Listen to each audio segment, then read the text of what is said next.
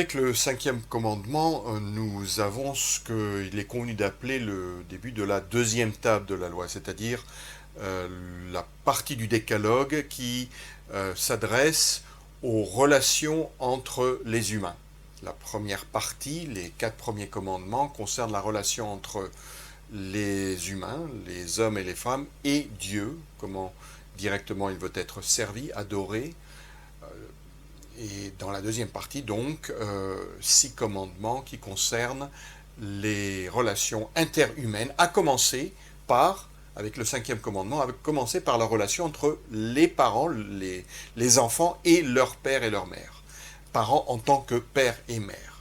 Alors, la dernière fois, j'ai dit que j'ai parlé de la question de l'obéissance et de ce que ça voulait dire, quel type d'obéissance dans le Seigneur, non pas une autorité ou une obéissance qui ne se référerait à rien d'autre que cette relation parent-enfant, mais qui devait toujours être mise dans le cadre, placée dans le cadre de la volonté de Dieu, sa volonté dans la création et sa volonté exprimée dans sa parole.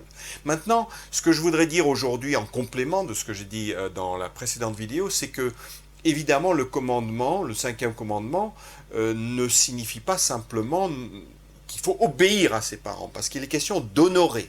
Honore ton père et ta mère. Et dans le fait d'honorer, il y a davantage que l'obéissance. Alors, comment définir cet honneur qui est dû aux parents dans le cinquième commandement? J'ai pensé que peut-être le mieux serait de vous lire un très court extrait d'un catéchisme du XVIe siècle, le catéchisme de Genève de 1545, qui a été rédigé par Calvin, Jean Calvin, le réformateur, et qui, sous la forme de questions-réponses, nous donne un résumé très, très succinct et très direct de ce que cette notion d'honneur, d'honorer, comporte. Qu'entends-tu par honorer? C'est la question qui est posée à l'enfant. Et la réponse est, ce mot veut dire que les enfants feront preuve envers leurs parents de réserve, d'humilité et d'obéissance. Ils les traiteront avec respect, leur viendront en aide en cas de besoin, ils leur seront tout dévoués. Ainsi peut se définir l'honneur dû aux parents. Quand on réfléchit à cette explication, on peut dire que, et si on regarde un petit peu ce qui se passe dans la société, dans nombre de sociétés dans le monde, la distorsion intervenue dans la relation entre les parents et les enfants, très souvent d'abord l'absence des parents, la démission des parents, la révolte des enfants, la rébellion, l'aigreur, la violence, l'amertume, sont une cause de désintégration de notre terreau social, de notre société et de la fabrique sociale, comme on veut bien l'appeler parfois. Donc, dans cet honneur et ce respect qui est dû, il y a une norme qui reflète celle de la création, la norme mise dans la création par le Créateur lui-même et qui permet la continuation des générations, la vie et l'entretien du genre humain aussi sur la terre, avec un but spécifique qui est le but que Dieu a assigné à sa création et aux hommes et aux femmes en particulier, afin de les intégrer dans le domaine qui lui appartient en propre, qui est l'univers, qui est toute la réalité tout entière. Voilà. Après cela, je voudrais peut-être prendre des exemples précis dans la Bible. La dernière fois, j'ai cité le Nouveau Testament pour montrer donc à partir des lettres de Paul aux Éphésiens et aux Colossiens ce que voulait dire donc l'obéissance et le fait de ne pas irriter les enfants par l'exercice d'une autorité déraisonnable. Dans le livre des Proverbes, dans l'Ancien Testament, il y a beaucoup de passages, un certain nombre de passages qui nous parlent de cette relation et qui la mettent en rapport avec la sagesse. Une sagesse qui est un but à rechercher dans l'existence en tout premier lieu, puisque dès le début du livre des Proverbes, au premier chapitre, au verset 7, il est écrit la crainte de l'Éternel, la crainte au sens aussi de respect, d'honneur dû à l'Éternel. La crainte de l'Éternel est le commencement de la connaissance ou de la sagesse si on veut. Les insensés méprisent la sagesse et l'instruction. Et regardez ce qui suit immédiatement. au verset 8 et au verset 9, « Écoute, mon fils, l'instruction de ton père, et ne rejette pas l'enseignement de ta mère, car c'est un gracieux ruban pour ta tête, ce sont des colliers pour ton cou. » Un langage imagé, un petit peu coloré, dans l'esprit de la culture antique dans cette zone géographique, mais également il est question d'une ornementation, c'est-à-dire que la vie est ornée, ornementée par une sagesse qui se manifeste entre autres par le respect que l'on accorde à ses parents et qui veut dire aussi écouter leur instruction, toujours, il faut bien le comprendre toujours, une instruction dans le Seigneur, ce n'est pas une instruction pour faire dériver les enfants des voies de l'obéissance à Dieu qui leur apportera des bénédictions, mais c'est au contraire une instruction qui doit les mettre toujours ou les remettre quand c'est nécessaire sur cette voie de l'obéissance. Voilà, donc c'est un gracieux ruban pour ta tête, ce sont des colliers pour ton cou,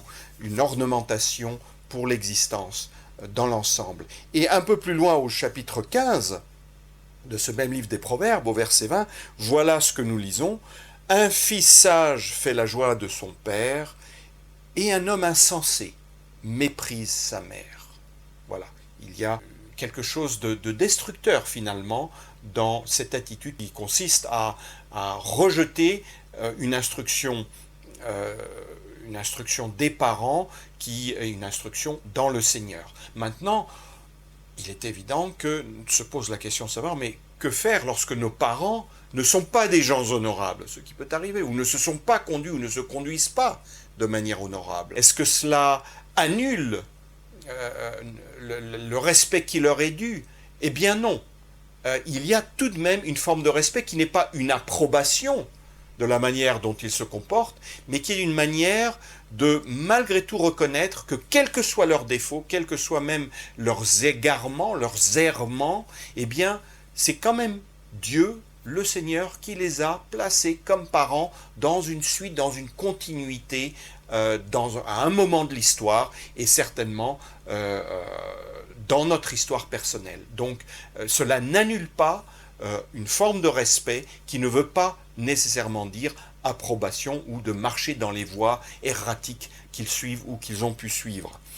Il y a un autre passage encore dans le livre des Proverbes que je voudrais vous lire, au chapitre 20, au verset 20, qui reprend un petit peu ce même enseignement. « Si quelqu'un traite avec mépris son père et sa mère, sa lampe s'éteindra au milieu des ténèbres. » J'ai l'habitude de dire que le livre des Proverbes est en quelque sorte un commentaire du Décalogue, un commentaire de la loi, au chapitre 20 de l'Exode et au chapitre 5 du livre du Deutéronome. Et là, on le voit assez bien, au sens où, rappelez-vous que ce 5e commandement était assorti ou est assorti d'une promesse afin que tu puisses prolonger tes jours dans le pays que l'Éternel, ton Dieu, te donne. Eh bien, là, nous avons en quelque sorte le négatif, au cas où, quand ce commandement n'est pas respecté, que se passe-t-il? Eh bien, voilà, sa lampe, la lampe d'un tel qui traite avec mépris son père et sa mère, sa lampe s'éteindra au milieu des ténèbres, c'est-à-dire qu'il n'aura il ne va pas pouvoir s'établir, il ne va pas pouvoir jouir de manière paisible de sa vie au sein de sa communauté, au milieu du pays que l'Éternel lui donne. Et en toutes ces choses, nous voyons un exemple parfait d'honneur accordé au Père dans l'attitude de Jésus-Christ, le Fils éternel de Dieu, qui, comme je l'ai rappelé la dernière fois, se soumet entièrement à la volonté de son Père céleste. Il y a un mystère, c'est le mystère de la relation entre le Père et le Fils, certainement, mais nous le voyons de manière tout aussi concrète dans l'attitude que le Fils éternel, lorsqu'il s'est incarné, lorsqu'il est devenu homme, il a effectivement honoré son père et sa mère terrestres, ceux qui étaient en charge de sa vie physique et de son éducation en tant qu'enfant. Marie et Joseph, on le voit au début de l'évangile selon Luc, puisqu'il est dit qu'il leur obéissait en toutes choses.